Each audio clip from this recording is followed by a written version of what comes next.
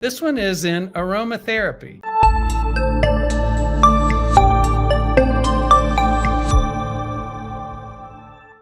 For the latest in health-related information and ways to save your life, check out the newsletter.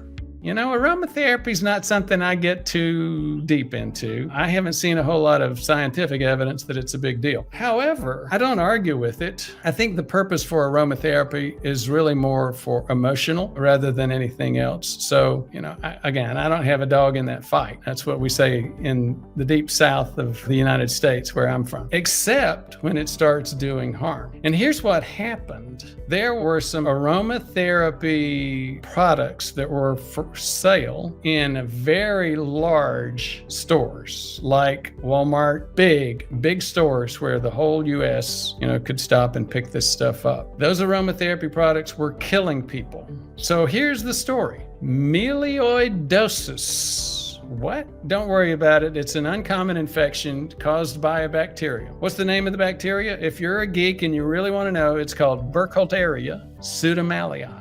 That's Burkholderia pseudomallii. So aren't you glad that I took the time to read that another technical term out? Here's what it is. It's associated with exposure to soil and water in tropical and subtropical environments. So why was that killing United States residents? Again, because these products were put into aromatherapy that was being sold in community stores for aromatherapy.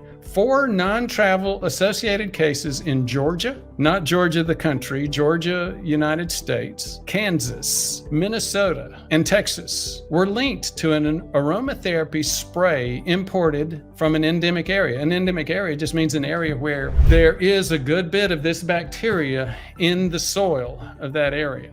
They used products from plants and soil in that endemic area to make this aromatherapy spray. That spray, again, was sold in retail outlets. Melioidosis is associated with pneumonia, severe infection of the lungs, septic shock. In other words, your blood pressure just crashes because of the infection. Septic arthritis, the infection gets into your joints from your bloodstream. Osteomyelitis, it doesn't just get into your joints, it gets into the bone. Once infections like that get into bone, if you do heal it, if you do cure it, it often takes months, maybe even years of intravenous therapy to clear up osteomyelitis or bone infection. It also causes neurologic deficit, damage to the brain. 2 patients died as a result of this illness. So be careful about aromatherapy. I've stopped and sniffed some of those things too in a couple of these grocery stores and thought, that smells good. The rest of my family's not into that, so I got a lot of pushback when I